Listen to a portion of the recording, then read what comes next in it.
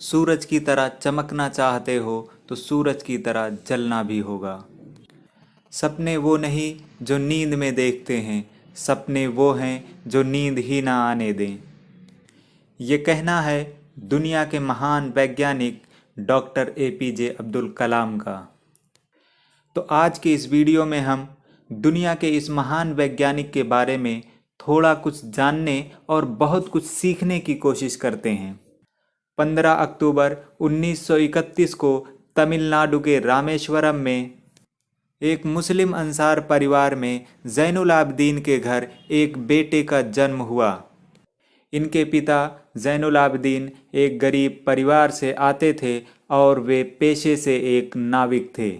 इनका परिवार बड़ा था, ये 10 भाई बहन थे, जिनमें 5 भाई और 5 बहनें थीं। डॉक्टर एपीजे अब्दुल कलाम का बचपन गरीब होने के कारण बहुत परेशानियों में बीता। गरीब होने के कारण इन्हें बचपन में ही अखबार बेचने का काम करना पड़ा। लेकिन सीखने और आगे बढ़ने का शौक़ ऐसा था कि जब ये अखबार बेचने के लिए जाते थे तो रास्ते में ही अखबार को पढ़ जाया करते थे। गरीबी इतनी थी कि पढ़ाई के लिए भी पैसे इनके पास नहीं होते थे। लेकिन इनके घर से कुछ दूरी पर एक टीचर थे जो सुबह में 4 बजे उठकर जो बच्चे नहा कर आते थे उनको 1 घंटे फ्री में पढ़ाया करते थे। डॉक्टर एपीजे अब्दुल कलाम को पढ़ने और सीखने का ऐसा शौक़ था कि शर्त के मुताबिक ये 4 बजे उठकर नहा करके उनके यहाँ पढ़ने के लिए जाया करते थे। यहाँ पर हम आपको याद दिलाना चाहेंगे दुनिया के एक और महान वैज्ञानिक माइकल फैराडे की, जो कि एक गरीब परिवार से आते थे, जो बचपन में जिल्दसाजी का काम करते थे और जिस किताब पर वो जिल्दसाजी करते थे उस किताब को पढ़ जाया करते थे। डॉक्टर एपीजे अब्दुल कलाम जब प्रारंभिक शिक्षा ले रहे थे तो इनके एक टीचर थे शिवा सुब्रमण्यम अय्यर, जो क्लास में ये समझाने की कोशिश कर रहे थे कि चिड़िया कैसे उड़ती हैं। जब सही तरीके से बच्चों की समझ में नहीं आया तो वो समुद्र के किनारे उन्हें उड़ती हुई चिड़िया दिखाने के लिए ले गए और वहाँ पर वो समझाने लगे कि ये चिड़िया आसमान में कैसे उड़ रही हैं। लेकिन डॉक्टर एपीजे अब्दुल कलाम वहीं पर सपना देखते हैं बुलंदी पर पहुँचने का।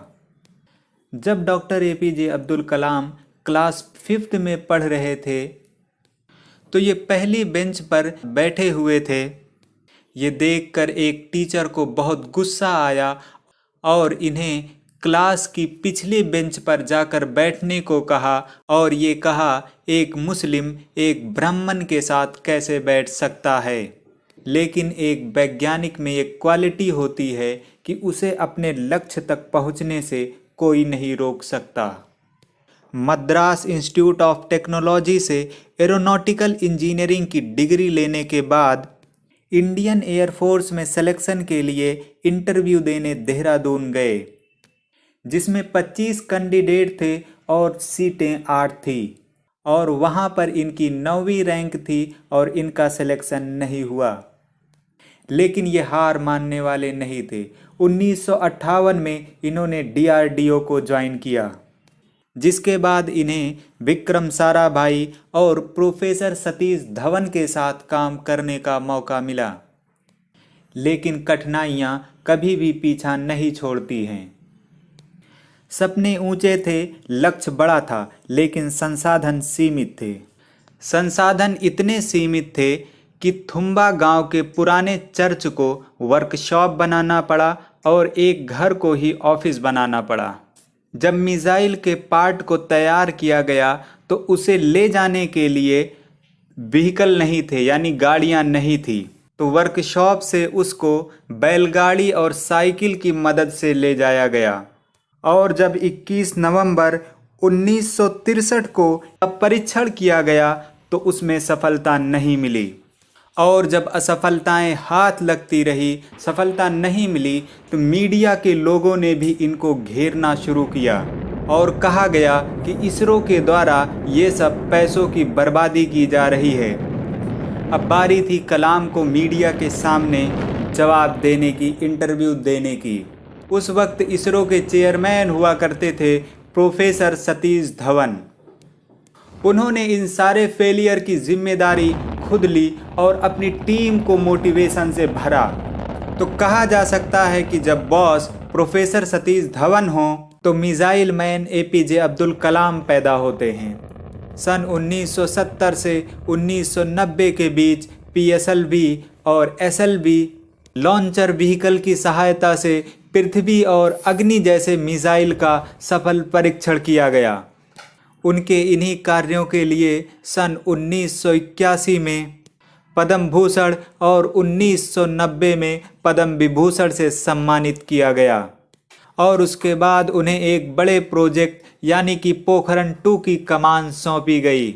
इस प्रोजेक्ट का सबसे बड़ा काम था दुनिया के पावरफुल देशों की नज़र से इस प्रोजेक्ट को बचाना, क्योंकि पूरी दुनिया भारत के इस परमाणु प्रोजेक्ट को रोकना चाहती थी।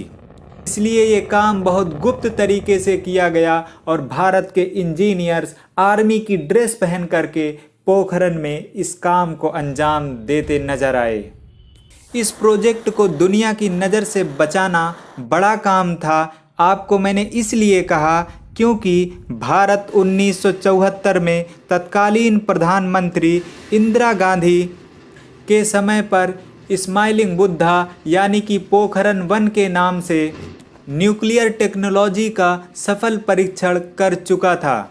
बस रह गया था उस न्यूक्लियर टेक्नोलॉजी को एटॉमिक वेपन्स का रूप देना, जिसे भारत ने सन 1998 में सफलतापूर्वक हासिल कर लिया। 1998 में भारत तत्कालीन प्रधानमंत्री अटल बिहारी वाजपेयी के समय पर दुनिया के परमाणु संपन्न देशों की श्रेणी में 6ठे नंबर पर आ गया। इस महान और अद्वितीय कार्य के लिए डॉक्टर एपीजे अब्दुल कलाम को 1997 में भारत रत्न से सम्मानित किया गया। सन 2001 में भारत के तत्कालीन प्रधानमंत्री अटल बिहारी वाजपेयी का call doctor APJ Abdul Kalam के लिए गया और प्रधानमंत्री ने डॉक्टर एपीजे अब्दुल कलाम से बात की और उनको भारत के राष्ट्रपति का कार्यभार संभालने के लिए कहा। डॉक्टर एपीजे अब्दुल कलाम ने कुछ घंटों का समय मांगा और उसके बाद ये जिम्मेदारी स्वीकार कर ली। साल 2002 से 2007 तक उन्होंने राष्ट्रपति पद की जिम्मेदारी संभाली। ईमानदारी इतनी थी कि अपने बड़े भाई को हज के लिए जब भी भेजा तो राष्ट्रपति रहते हुए भी अपने खर्च पर भेजा, और जब अपने परिवार को अजमेर शरीफ की दरगाह के लिए भेजा तब भी अपने ही खर्च से भेजा। राष्ट्रपति कोष से कोई भी पैसा नहीं लिया और जनता की सेवा इस तरह की कि उन्हें जनता का राष्ट्रपति कहा जाने लगा। उन्होंने कई सारी अच्छी किताबें भी लिखी, जिनमें ignited mind, wings of fire और इंडिया 2020 है। इनमें विंग्स ऑफ फायर जीवनी से रिलेटेड है और इंडिया 2020 2020 तक भारत को विकसित देश बनाने के बारे में है। वो चाहते थे दुनिया उन्हें एक टीचर के रूप में याद रखे, क्योंकि उन्हें पढ़ाने का बहुत ही ज़्यादा शौक़ था।